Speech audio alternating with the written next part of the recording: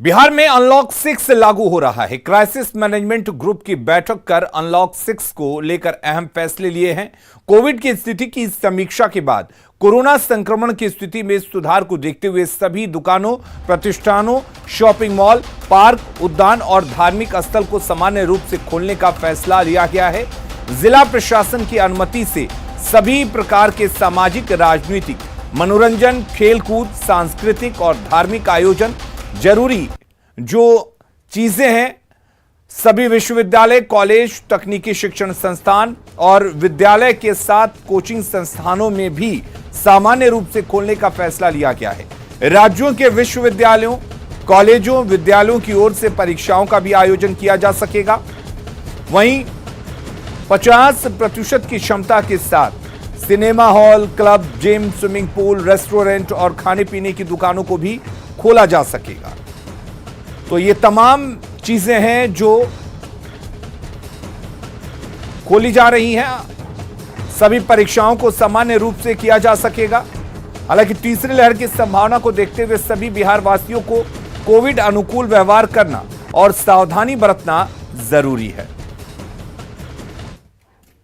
Third wave की आशंका के बीच बिहार सरकार अनलॉक 6 की 26 अगस्त को इसकी मियाद खत्म हो रही है और आज क्राइसिस मैनेजमेंट ग्रुप की महत्वपूर्ण बैठक होने वाली है और इस बैठक में यह तय हो जाएगा कि मैं क्या कुछ ढिलाई देनी है या फिर क्या कुछ कड़ाई करनी है। लेकिन जिस तरीके से हाल के दिनों में कोरोना संक्रमण का मामला काफ़ी कम हुआ है, उसके बाद उम्मीद जाहिर की जा रही है कि कई सारी और रियायतें मिल सकती है।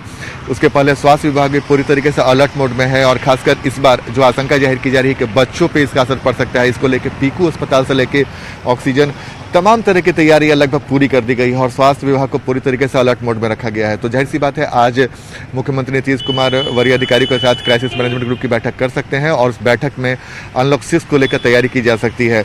और सबसे महत्वपूर्ण बात नजरें इस बात पर लेकर टिकी हुई है कि धार्मिक स्थल को बंद किया गया है और धार्मिक स्थल को लेकर क्या कुछ फैसला होने वाला है, ये सबसे महत्वपूर्ण है। साथ ही कई सारे और भी महत्वपूर्ण फैसले। तो सीएम नीतीश कुमार ने आज बिहार के लोगों को बड़ा उपहार दिया है। सीएम ने आज 4 स्टेट हाईवे का लोकार्पण किया।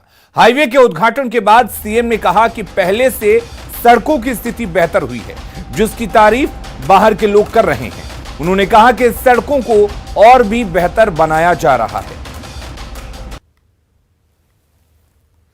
जिस तरह से बाहर के लोग आते हैं और बिहार होते हुए जो आगे जाते हैं, तो किस तरह से बाहर प्रशंसा करनी शुरू की थी कि क्या अच्छी स्थिति है सड़कों की, क्या अच्छी स्थिति है लॉ एंड ऑर्डर की, जो बाहर इसके बारे में चर्चा करते थे। तो खैर ये सब करते रहे और अंत में जिसका जिक्र किया गया कि अब हम लोगों ने तो तय कर दिया कि भाई 5 घंटा जो हमारा सबसे दूर की जगह है वहां से आने में लगे, उसके लिए अब काम हो रहा। और कितना काम हो रहा, सब चीज को बढ़ाने का काम हो रहा। तो ये सब काम तो करना है और अब तो और हम लोगों ने कर दिया है। जो 7 निश्चय 2 का शुरू किया है सुलभ संपर्कता के अंतर्गत कि सब चीज जो जितने शहरी क्षेत्र हैं उसके बाईपास का निर्माण कराया जाएगा, या जहां पर बाईपास के लिए जमीन नहीं मिलेगी तो फ्लाईओवर का निर्माण किया जाएगा। ये सब तय किया और मुझे खुशी है कि ये पथ निर्माण विभाग ने इसको देख करके 120 चिन्हित स्थानों को चिन्हित कर लिया है। 4 स्टेट हाईवे का उद्घाटन करते हुए सीएम नीतीश कुमार ने इंजीनियर्स को चेतावनी दी है कि वो सड़कों का बेहतर तरीके से मेंटेनेंस करें। सीएम ने कहा कि उनकी आंखों में धूल ना झोंकें, क्योंकि वो इंजीनियरिंग के काम को बेहतर तरीके से जानते हैं।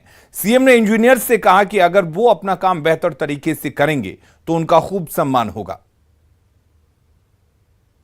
ये आप जान लीजिए, भूलिएगा मत, हम भी वही पढ़ाई पढ़े हैं।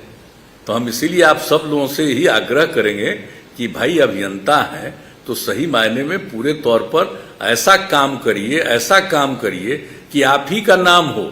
मेरी बात अगर गौर से सुन लीजिए और ध्यान दीजिएगा। शुरू में देखिए, हम भी इंजीनियरिंग पढ़े, लेकिन हमारे साथ पढ़े हुए इंजीनियर तो कब के रिटायर कर गए। हम केंद्र में अटल जी ने हमको बनाया था रेलवे का काम, तो इंजीनियरिंग का सबसे बड़ा डिपार्टमेंट तो वही है ना। तो पढ़ाई से लेकर के और हमारे जो साथी पढ़ करके चीफ मुख्य तक होते हुए अपना रिटायर किए हैं कितने लोग, तो सबसे हमारी बात होती रहती थी, समझ गए ना। तो डिपार्टमेंट में अगर इंजीनियर लोग थोड़ा उसको लगे कि हमको बहुत मेहनत करना पड़ेगा, ये सब करेगा, समझ गए कि नहीं। लेकिन निश्चित रूप से अगर जिस दिन आप तय करिएगा, इसलिए हमारा आग्रह होगा भाई, अब हम तो यही कहेंगे आप सबसे, अमृतलाल मीणा जी से, जब अमृतलाल मीणा जी तब बहुत दिन आप काम किए हैं, अब आप जाने वाले, लेकिन कुछ करके जाइए, हम यही कहेंगे।